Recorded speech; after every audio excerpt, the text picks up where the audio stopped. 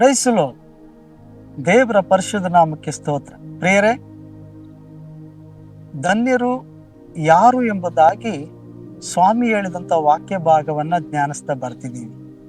ಈ ವಾಕ್ಯವನ್ನು ಕೇಳ್ತಾ ಅನೇಕರು, ನೀವೆಲ್ಲರೂ ಕೂಡ ನಿಜವಾಗ್ಲೂ ಈ ಧನ್ಯತೆ ನನಗೂ ಬೇಕು, ನಾನು ಕೂಡ ಸ್ವಾಮಿ ಹೇಳುವ ಪ್ರಕಾರ ಧನ್ಯಳಾಗಬೇಕು ಎಂಬುದಾಗಿ, ನಾವು ಕೂಡ ಧನ್ಯರಾಗಬೇಕು ಎಂಬುದಾಗಿ ನೀವು ಒಪ್ಪಿಸಿಕೊಟ್ಟು ಆ ವಾಕ್ಯದ ಪ್ರಕಾರ ನಿಮ್ಮನ್ನು ನೀವು ಬದಲಾಯಿಸ್ಕೊಳ್ತಿದ್ದೀರಲ್ಲ. ಹಾಗಾಗಿ ಈ ಸ್ವಾಮಿ ನಿಮ್ಮನ್ನು ನೋಡಿ ಮುಂದುವರೆದು ಮಾತನಾಡ್ತಿದ್ದಾರೆ. ಹಾಗಾದ್ರೆ ಬನ್ನಿ ಇನ್ನೊಂದು ವಾಕ್ಯ ಭಾಗವನ್ನು ನಾವು ಧ್ಯಾನಿಸೋಣ. ಲೂಕನು ಬರೆದ ಸುವಾರ್ತೆ 1ನೇ ಅಧ್ಯಾಯ 45ನೇ ವಚನ. ಯೇಸು ಸ್ವಾಮಿಯನ್ನ ಗರ್ಭದಲ್ಲಿ ಧರಿಸಿಕೊಂಡಂತ ಮರಿಯಳನನ್ನ ನೋಡಿ ಎಲಿಜಬೆತ್ತಳು ಹೀಗೆ ಹೇಳ್ತಿದ್ದಾಳೆ, ನಂಬಿದವಳಾದ ನೀನು ಧನ್ಯಳೆ, ಕರ್ತನು ನಿನಗೆ ಹೇಳಿದ ಮಾತುಗಳು ನೆರವೇರುವವು ಅಂದಳು.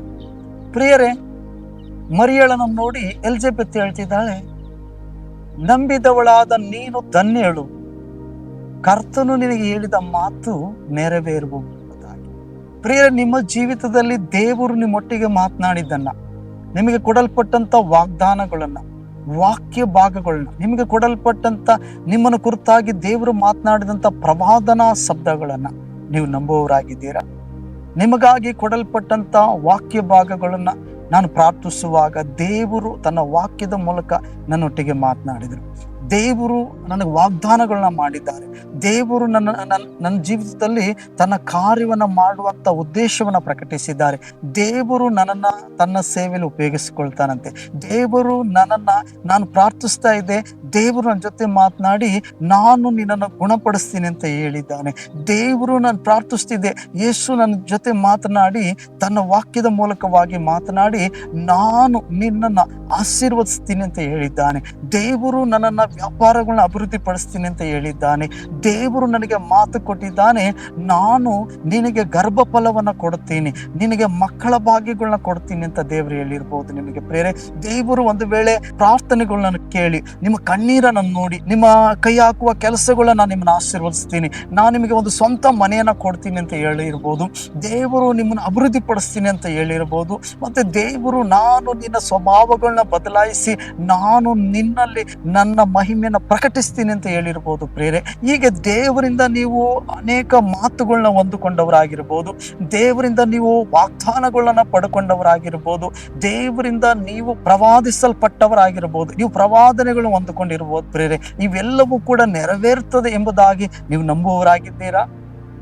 ದೇವರು ನನಗೆ ಹೇಳಿದಂಥ ಒಂದೊಂದು ಮಾತುಗಳನ್ನ ತಾಚು ತಪ್ಪದೆ ಆತನ್ನು ತಕ್ಕ ಸಮಯದಲ್ಲಿ ಅದನ್ನು ನೆರವೇರಿಸ್ತಾನೆಂಬುದಾಗಿ ನೀವು ಮನಸಾರೆ ನಂಬುವವರಾಗಿದ್ದೀರಾ? ಪ್ರೇರೆ, ನೀವು ನಿಮಗೆ ಕೊಡಲ್ಪಟ್ಟಂತ ವಾಕ್ಯವನ್ನ, ಆತನ ವಾಗ್ದಾನವನ್ನ ನೀವು ಮನಸಾರೆ ನಂಬುವವರಾಗಿದ್ರೆ, ಮತ್ತೆ ಅದನ್ನ ನೀವು ಮನಸ್ಸಲ್ಲಿ ಏನಂತ ದೇವರು ನಿಮ್ಗೆ ಕೊಟ್ಟಂತ ವಾಗ್ದಾನದ ಮೇಲೆ ನಿಮ್ಮ ನಿರೀಕ್ಷೆ ನಂಬಿಕೆ ಇಟ್ಟವರಾಗಿದ್ರೆ ಖಂಡಿತವಾಗಿ ಆ ವಾಗ್ದಾನ ತಪ್ಪದೆ ನೆರವೇರಲ್ಪಡ್ತದೆ. ಪ್ರೇರೆ, ಇಲ್ಲಿ ಎಲಿಜಬೆತ್ತಳು ಮರಿಯಳು ನೋಡಿ ಹೇಳ್ತಿದ್ದಾಳೆ, ನಂಬಿದವಳಾದ ನೀನು ಧನ್ಯಳು ಎಂಬುದಾಗಿ. ಪ್ರಿಯರೇ, ನೀವು ಇವತ್ತು ಲೋಕವನ್ನ ನಂಬದೆ ಒಂದು ವೇಳೆ ಯೇಸುವನ್ನ ನಂಬಿದ್ದೀರಾ, ನೀವು ಧನ್ಯರಾಗಿದ್ದೀರಿ. ಪ್ರಿಯರೇ, ಒಂದು ವೇಳೆ ನೀವು ಏನಂತೆ ಸಹಾಯ ಮಾಡುವಂತ ಯಾವ ವ್ಯಕ್ತಿಗಳನ್ನ ಹುಡುಕಿ ಹೋಗದಂತೆ ಸಹಾಯ ಮಾಡುವ ಯೇಸುವನ್ನ ನಂಬಿ ಬಂದಿದ್ದೀರಾ, ನೀವು ಧನ್ಯರಾಗಿದ್ದೀರಿ. ಪ್ರಿಯರೇ, ಹಾಗಾದ್ರೆ ನಿಮ್ಮ ಸ್ವಂತ ಬಲವನ್ನ ನಂಬದೆ, ಒಂದು ವೇಳೆ ಸ್ವಂತ ಜ್ಞಾನವನ್ನ ನಂಬದೆ ನೀವು ಯೇಸುವನ್ನ ನಂಬುವವರಾಗಿದ್ದೀರಾ, ಆತನ ಮಾತನ್ನ ನಂಬುವವರಾಗಿದ್ದೀರಾ, ಹಾಗಾದ್ರೆ ನೀವು ಧನ್ಯರಾಗಿದ್ದೀರಿ. ಪ್ರಿಯರೇ, ಒಂದು ವೇಳೆ ಯೇಸುವಿನ ಮಾತನ್ನ ನೀವು ನಿರಾಕರಿಸುವವರಾಗಿ, ಮತ್ತೆ ಆತನ ಮಾತಿಗೆ ನೀವೇನಾದ್ರೂ ಒಂದು ವೇಳೆ ಅವಿದ್ಯರಾಗಿ, ಒಂದು ವೇಳೆ ಆತನ ಮಾತನ್ನ ನೀವು ಸಂಶಯ ಪಡ್ತಾ, ಒಂದು ವೇಳೆ ಆತನ ಮಾತನ್ನ ನೀವು ನಂಬದೆ ಹೋದರೆ ಪ್ರೇರೆ, ಅಥವಾ ನೀವು ಮನುಷ್ಯರನ್ನ ನಂಬುವವರಾಗಿದ್ರೆ, ಅಥವಾ ನಿಮ್ಮ ತೋಳಿನ ಬಲವನ್ನ, ನಿಮ್ಮ ಜ್ಞಾನವನ್ನ, ನಿಮ್ಮ ಆದಾಯವನ್ನ ನೀವು ನಂಬುವವರಾಗಿದ್ದರೆ ಪ್ರೇರೆ, ನೀವು ನಿಜವಾಗಲೂ ಕೂಡ ಧನ್ಯರಾಗಿರ್ಲಿಕ್ಕೆ ಸಾಧ್ಯವಿಲ್ಲ. ಯಾರ್ಯಾರು ಆತನ ಮಾತಿನ ಮೇಲೆ ವಿಶ್ವಾಸ ಇಟ್ಟಿರ್ತಾರೋ, ಯಾರೆಲ್ಲ ಆತನ ಮಾತಿಗಾಗಿ ಕಾದುಕೊಂಡಿರ್ತಾರೋ ಅವರು ಧನ್ಯರಂತೆ ಪ್ರೇರೆ. ಹಾಗಾದ್ರೆ ಮರಿಯಳು ದೇವರ ಬಾಯಿಂದ ಬಂದ ಮಾತನ್ನ ಆಕೆ ನಂಬಿದಳು. ಹಾಗೆ ಅದಕ್ಕಾಗಿ ನಂಬಿದವಳಾದ ನಂಬಿದವಳಾದ ಆಕೆ ಧನ್ಯಳು ಎಂಬುದಾಗಿ ವಾಕ್ಯ ಭಾಗವು ಹೇಳ್ತಿದೆ ಪ್ರೇರೆ. ಹಾಗಾದ್ರೆ ನೀವು ಏನನ್ನ ನಂಬುತ್ತಾ ಇದ್ದೀರಿ? ದೇವರ ಮಾತನ್ನ ನಂಬುತ್ತಿದ್ದೀರಾ? ದೇವರ ಕಾರ್ಯಗಳನ್ನ ನಂಬುತ್ತಿದ್ದೀರಾ? ದೇವರು ನಿಮ್ಗೆ ಕೊಡಲ್ಪಟ್ಟಂತ ಪ್ರವಾದನೆಗಳನ್ನ ನಂಬುತ್ತಿದ್ದೀರಾ ಪ್ರೇರೆ? ಹಾಗಾದ್ರೆ ನೀವು ಧನ್ಯರಾಗಿದ್ದೀರಿ. ಒಂದು ವೇಳೆ ನಾನು ದೇವರ ಮಾತನ್ನ ನಂಬಲಿಕ್ಕೆ ಆಗ್ತಿಲ್ಲ, ನನ್ನ ಜೀವಿತದಲ್ಲಿ ಅನೇಕ ಹೋರಾಟಗಳು, ತೊಡಕುಗಳು, ಸಮಸ್ಯೆಗಳು, ಶೋಧನೆಗಳು ಬಂದಿದ್ದ ನಿಮಿತ್ತವಾಗಿ ನಾನು ಸೋತು ಹೋದೆ.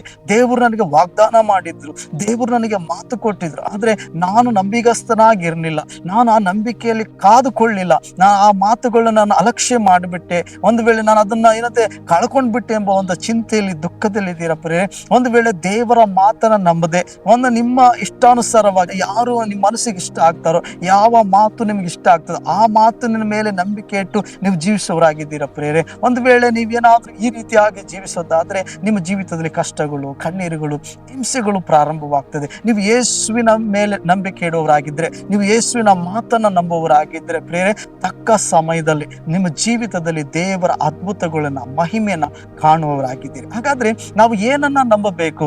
ಯೇಸುವನ್ನ ನಂಬಬೇಕು, ಯೇಸುವಿನ ವಾಕ್ಯಗಳನ್ನ ನಂಬಬೇಕು, ಆತನ ನನಗಾಗಿ ನಿಮಗಾಗಿ ಕೊಟ್ಟಂತ ಆತನ ವಾಗ್ದಾನಗಳನ್ನ ನಂಬಬೇಕು ಪ್ರೇರೆ. ಯಾಕಂದ್ರೆ ಯೇಸು ಸ್ವಾಮಿ ಹೇಳ್ತಾರೆ, ಭೂಮಿ ಆಕಾಶಗಳು ಅಳಿದು ಹೋಗಬಹುದು, ಆದ್ರೆ ನನ್ನ ಮಾತುಗಳು ಎಂದಿಗೂ ಅಳಿದು ಹೋಗುವುದಿಲ್ಲ ಅಂತ. ಹಾಗಾದ್ರೆ ಬಾಯಿ ಮಾತಿನಿಂದ ಬಂದಂತ ಆತನ ಮಾತು ಎಲ್ಲವೂ ನೆರವೇರಲೇಬೇಕು ಪ್ರೇರೆ. ಹಾಗಾದ್ರೆ ನಿಮ್ಮನ್ನು ಕುರಿತಾಗಿ ಯೇಸು ಸ್ವಾಮಿ ಏನು ಮಾತನಾಡಿದ್ದಾನೆ? ನಿಮ್ಮ ಕುಟುಂಬ ಕುರಿತಾಗಿ ದೇವರು ಏನು ಮಾತನಾಡಿದ್ದಾನೆ? ನಿಮ್ಮ ಭವಿಷ್ಯನ ಕುರಿತು ದೇವರು ಏನು ಮಾತನಾಡಿದ್ದಾನೆ? ನಿಮ್ಮ ಜೀವಿತನ ಕುರಿತು ದೇವರು ಏನು ಮಾತನಾಡಿದ್ದಾನೆ? ನಿಮ್ಮ ಕೆಲಸ ಕಾರ್ಯಗಳ ಕುರಿತಾಗಿ, ನಿಮ್ಮ ಭವಿಷ್ಯಗಳ ಕುರಿತಾಗಿ ಯೇಸು ಸ್ವಾಮಿ ಏನು ಮಾತನಾಡಿದ್ದಾನೆ?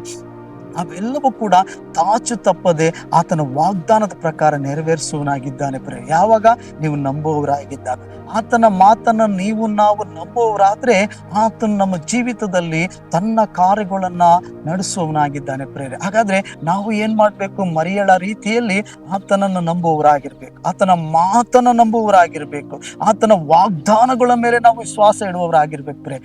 ಆಗ ವಾಗ್ದಾನ ಫಲಗಳನ್ನ ಹೊಂದವರಾಗಿದ್ದೀವಿ.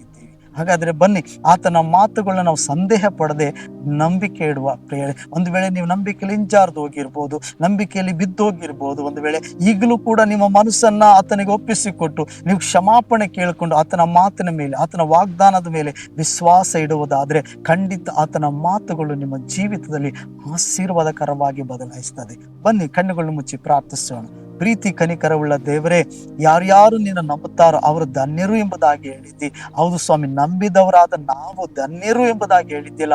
ನಿನ್ನ ಮಾತನ್ನ ನಂಬುತ್ತೇವೆ, ನಿನ್ನ ವಾಗ್ದಾನವನ್ನು ನಂಬುತ್ತೇವೆ, ನಿನ್ನ ಕರೆವಿಕೆನ ನಂಬುತ್ತೇವೆ, ನಿನ್ನ ವರಗಳನ್ನು ನಂಬುತ್ತೇವೆ, ನೀನು ಕೊಡಲ್ಪಟ್ಟಂತ ಪ್ರತಿ ಒಂದೊಂದು ಆಲೋಚನೆಗಳನ್ನ ನಾವು ನಂಬುತ್ತೇವೆ ಸ್ವಾಮಿ. ಯಾರೆಲ್ಲ ನಂಬಿ ಜೀವಿಸ್ತಿದಾರೋ ಅವ್ರ ಜೀವಿತದಲ್ಲಿ ಅದ್ಭುತಗಳು ಮಾಡಪ್ಪ. ಯಾರೆಲ್ಲ ನಿನ್ನ ವಾಕ್ಯದ ಮೇಲೆ, ನಿನ್ನ ವಾಗ್ದಾನದ ಮೇಲೆ ನಿರೀಕ್ಷೆ, ನಂಬಿಕೆ ಇಟ್ಕೊಂಡಿದ್ದಾರೋ ಯೇಸುವೆ, ಅವರ ಜೀವಿತದಲ್ಲಿ ಮಹಿಮೆಯಾದ ಕಾರ್ಯಗಳು ಪ್ರಕಟಿಸು ಸ್ವಾಮಿ. ತಕ್ಕ ಕಾಲದಲ್ಲಿ ಅವರ ನಿರೀಕ್ಷೆ, ಅವರ ನಂಬಿಕೆಗೆ ಫಲಗಳು ಕಾಣಲ್ಪಡಲಿ ಕರ್ತನೆ. ಯಾರೆಲ್ಲ ಸೋತು ಹೋಗಿದ್ದಾರೋ, ವಿಶ್ವಾಸ ಕಳ್ಕೊಂಡಿದ್ದಾರೋ ಅವ್ರ ಜೀವಿತದಲ್ಲಿ ವಿಶ್ವಾಸಗಳನ್ನು ಹುಟ್ಟಿಸು ಸ್ವಾಮಿ. ಅವ್ರ ಜೀವಿತದಲ್ಲಿ ನಿನ್ನ ಮೇಲೆ, ನಿನ್ನ ಮಾತಿನ ಮೇಲೆ ವಿಶ್ವಾಸ ಇಡುವಂತೆ ಅದ್ಭುತಗಳನ್ನು ಮಾಡಿ ಅವರ ಆತ್ಮಿಕ ಕಣ್ಣುಗಳನ್ನು ತೆರೆಯಿರಿ. ಯೇಸುವಿನ ನಾಮದಲ್ಲಿ ತಂದೆಯಾದ ದೇವರೇ, amen. Praise the lord. God bless you.